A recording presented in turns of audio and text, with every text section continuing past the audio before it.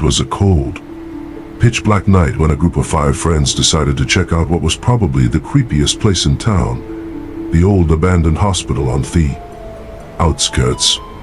This place had been empty for years, but people still talked about it, and not in a good way. The rumors. Doctors who used to work there were known for doing some messed up stuff to their patients. Experiments that should have never happened. There were few people who dared to go inside. They either vanished or came out so freaked out they couldn't speak for days. But tonight, this group of friends was determined to find out the truth, no matter what. As they stepped through the rusted gates, the air was thick, heavy, and smelled like decay. Their flashlights barely pierced through the dark, and the further they went, the worse it got. The whole place felt wrong. The walls were cracked, covered in mold, and there was a strange silence, except for the occasional creak of old wood. They felt like they were being watched, but no one said it out loud. Everyone just felt it, like the building itself was alive, waiting for them. They made their way through the front lobby, which looked like it hadn't been touched in decades. Dust was everywhere, and the air was thick with the smell of something old and forgotten. But something felt off. It wasn't just the place. It was the feeling that, somehow, it wasn't abandoned at all. They heard something scuttling across the floor. Zara, the braver one, whispered, "Did you hear that?" But when they looked, there was nothing. Just shadows. Nothing but shadows. They kept moving, each step heavy with anticipation. As they made it to the second floor, the darkness seemed to swallow them whole. The air was colder up here, and the silence was unbearable. No voices, no noises, just their breathing and the sound of their feet on the dusty floor. They passed room after room, all locked. But then, at the end of the hall, there was a door slightly ajar. "Maybe we should check that one," said Lucas, always the skeptic. They hesitated, but curiosity got the best of them, and they stepped inside.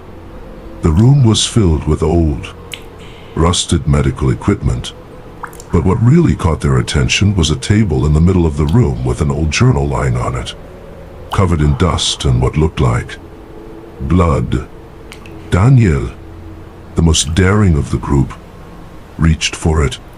He flipped through the pages, and the words that followed chilled them to the bone. "The experiments are almost complete. We've opened the door. They will never be the same again." Before they could fully process what they just read, a scream echoed from upstairs.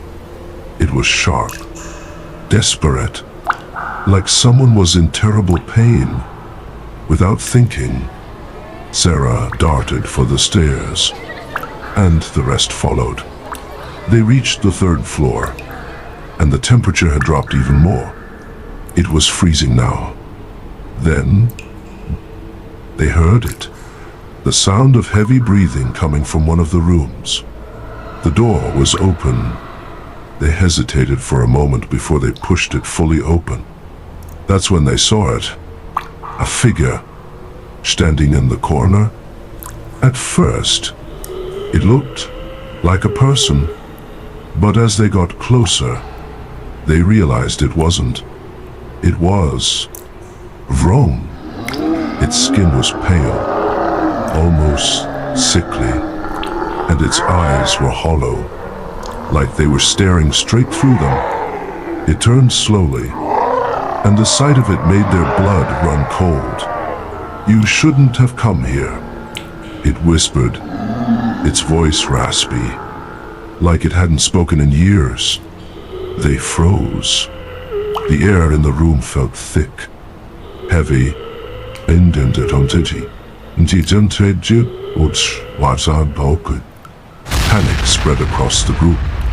They turned to run, but the door slammed shut. They tried to open it, but it wouldn't budge. That's when they started to hear it. Footsteps, but not their own. The sound of something walking toward them. Slowly, they could hear it. Getting closer. Get out. We have to get out. Lucas screamed, but as he turned, he felt the floor beneath him crack. He slipped, falling hard into the dark hallway below. When he looked up, he saw something that made his heart stop. The figure was standing right there, now right in front of him. Before he could scream, something cold gripped his shoulder. He turned around, and that's when he saw it. A ghost. The ghost of one of the patients who had been there. But this one wasn't like the others. Its face was a twisted version of the living. Hollow eyes. A mouth that was too wide. A grin that didn't belong. It's too late. The door is already open. The ghost whispered in an ancient, dead language. Daniel, now totally shaken, reached out to pull the others away, but the building seemed to be closing in on them. The lights flickered, the walls groaned, like the hospital was alive, feeding on their fear. It was trapping them inside. Where's the exit? Zara cried, but it didn't matter. The hospital had them now. The door they had seen earlier was still open, but as Daniel rushed toward it, something grabbed his leg. The darkness pulled him back into the hallway. He was screaming, but no one could hear him. It was as if everything had swallowed him whole. And then, it was silent. The group managed to break free somehow. But when they looked back, Daniel was standing at the window of the hospital, staring at them. His eyes were empty, his face frozen in a twisted grin. And before they could react, they heard something faint in the distance, the sound of a door slamming shut.